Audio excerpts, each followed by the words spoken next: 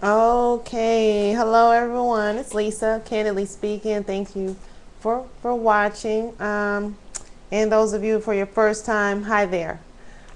So it's been a couple of days. I'm trying to lessen, the shows that I've been doing. I know before that I was doing them, you know, pretty much daily, especially when I first started. But I'm trying to cut back some and do it maybe 2 or 3 times a week. And so I'm hoping that kind of works out. But really, if you insist, for me to do this daily. Yeah. Okay, this viewer wonders why men are always wanting to have a big dick and a bigger dick, and what is so bad about being average, he says. I'm not really sure if there's anything necessarily bad about being average. Um, I don't know, is there like, do they have like penis enlargement? Is that like pretty popular among the men that can afford it? See, maybe you should look into that. Do you want a bigger dick? Do you want it? Are women complaining? Or are your buddies, are you hearing them say, they want a big dick? I'm just trying to see where all this is stemming from, because it can be solved. It can be solved. It's a problem that can be solved, you know, if you have the means, because women are getting these boob jobs, you're getting Brazilian butt lifts, you're getting your belly tucked, and you're doing a lot of things, chin lifts, the Botox, all of this shit, so why not enlarge a dick? So just to forget all those woos and woes and worries and all that there, and just go ahead and apply for that financial payment plan, okay? And get that extended dick, or you can become addicted to extends. You could do that. You could do that. So it depends on how you want to do that. Is it wise for a woman to talk to a guy's ex to find out how the guy is? It's not wise. It's not wise at all. I don't have much wisdom. As a matter of fact, I don't think I'm wise at all. So for me to even really comment on this is kind of whatever. So is it wise? I don't think so. I don't think it's wise. I think that just because you ask a female about the guy that you're now dating and how their relationship went and what kind of guy he is, I mean, it could be totally different than what you guys have now. And not only that, when you're speaking about the past, people have sometimes, let their past go, and I think you should let that go as well. So don't delve into how he was, with this particular woman in their relationship and how his ways are. You should kind of learn him as best you can, in your relationship, and take it from there, and don't worry about what someone else would say, how your current man is. So that's not a good idea. That's not a good idea at all. It's a stupid idea, actually. It's a dumb idea. So I hope you didn't come up with that idea yourself, viewer. All right. So what is your definition of real? And when we come across it, and why when we come across realness we get nervous? Real. I thought of real and chance. I don't know why. That's disgusting. Being yourself. If you can be yourself 100% all the time, that's pretty much real to me. But it seems like we cannot do that. If I wanted to really just go all the way with real, I mean, shit, hell, I'd cuss at work, on the floor, to people. Fuck you, fuck in my face, and I'm doing a goddamn thing. But I can't keep it that real because I have to keep my job. So there's different levels of realness. How far are you going to go? And at the same time, who can handle it, and why when people come across it, they get nervous? Like myself, people come across me, my show, even my personality, all that stuff, and sometimes they might get a little nervous and not sure how to handle me, or try to tell me how I should be acting or should be talking and should be living my life and what they would do, if they were me. And that's all well and good. And sometimes I let them vent, and sometimes I cut them off, but this is me. This is just about as real as it's going to get.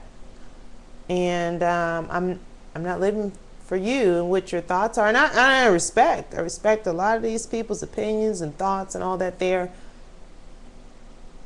But I don't think I just want to take their advice.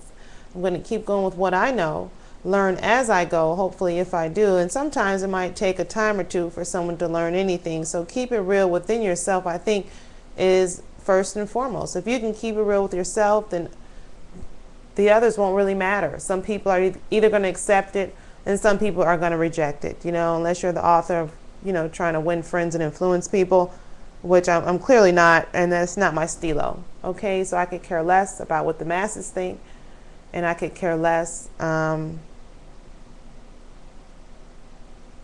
you know, if they're trying to tell me how I should be, and maybe my realness is too real. Maybe I should keep some of it closed. Are they telling you, that viewer, that you're too real, you're too outspoken, you know, you're too vocal? And sometimes when you're too vocal, you're considered too real. You know, you should just hold it in, I guess people would think, or save it for home. When you get home, just vent and talk about it. Talk to yourself about the things you should have said today to someone that's bothering you later. It's ridiculous.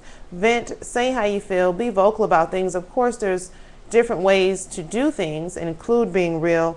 But if you choose to be vulgar with it, if you choose to be mean with it, if you choose to be sarcastic with it, that's definitely your choice.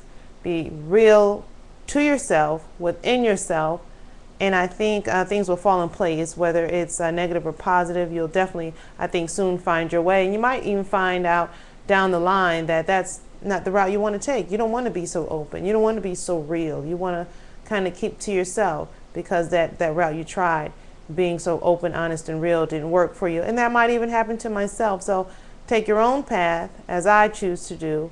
And if I stumble upon a rock, hopefully I will get back up. And I'm hoping you do the same thing, viewer, as well. So be real, and don't worry about those that come across it and get nervous, okay? Sometimes it's kind of a compliment when people come around you and they get nervous. Strong essence. Strong aura. So if you had to sit down and think about what kind of, I don't even want to talk about that topic. When it comes to sex, what good is it if one of the other persons is broke, or if both are broke? I see where you're coming from, viewer. I see where you're coming from. But the way times are right now, and the way things are, you know, in this economy right now, sex would be a good stress reliever. Broke or not, it would be a good stress reliever. I don't think there's any man out there that feels good about being broke right now, especially those that are used to working. I don't think that they feel good about that at all, but I also think they need to fuck. I think they need to get that off of them, because tension will build, and attitudes could turn negative. Yeah, things could escalate to the point of no return. So fuck that man. Fuck that man if he's broke. And if you both are broke, and it's due to the way things are now, yeah, fuck. But if it's due to other things, and you guys been broke for a long time, and this is nothing new, you know, this broke thing, that seems to work for you too. That seems to work for you too. But it's good. It's good, viewer, to fuck even when broke. I know it seems pitiful laying there, and your husband or your boyfriend's on top of you, and your lights are off and candles are lit, and you're like, I know this motherfucker ain't fucking me. I don't have the audacity to climb on top of me and the lights is fucking off. But then you could think of it, you know, like maybe if I let him get his rocks off, he'll go on out there and get a job. Not really sure. You know, but I think I'm assuming every situation and household is different. Okay, so if you're broke, still fuck. It's a good stress reliever, and no one wants to be broke. It's got to be awful, and it's got to feel awful. Oh wait, I'm broke. And it feels awful. All right, so till next time, look up, not down, and broaden your horizons. Good night.